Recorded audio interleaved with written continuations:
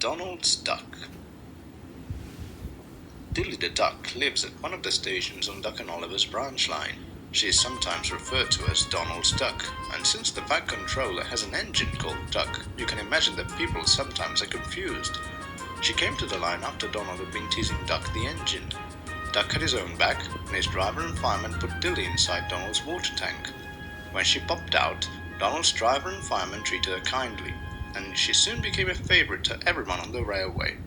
But one day, Dilly disappeared. "Have you seen Dilly?" the station master asked Donald's driver and fireman. "No," they said. "Not since last week."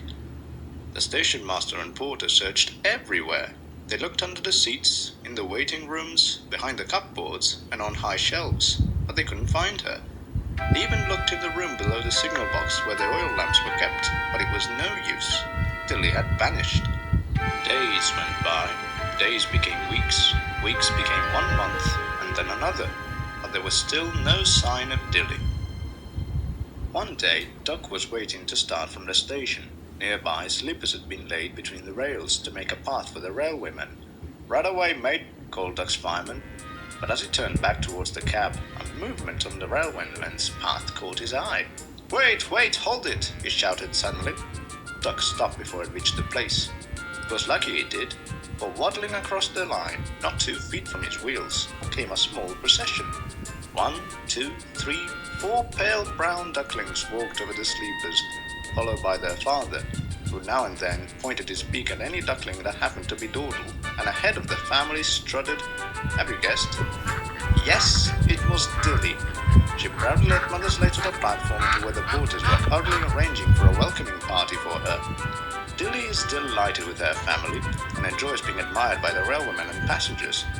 All the same, she still finds at home to ride in Donald's tender now and then, just to show that she is still Donald's duck. Gordon Stowaway. Gordon knew all about Dilly, but thought her beneath his dignity. "Animals indeed," he would say loftily. "They're all very well in their place, but they don't help to run a railway."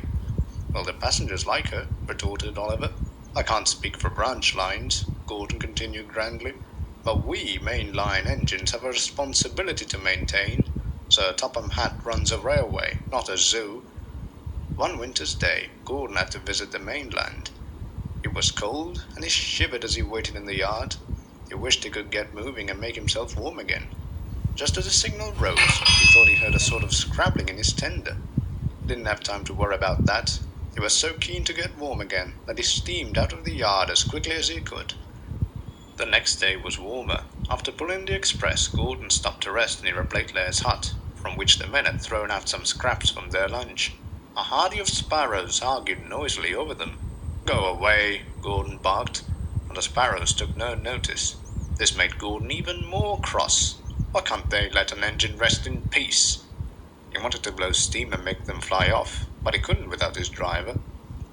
Suddenly, something flew past his smoke box. The sparrows scattered in alarm, and there, on the ground where they had been, crouched a small ginger and white cat.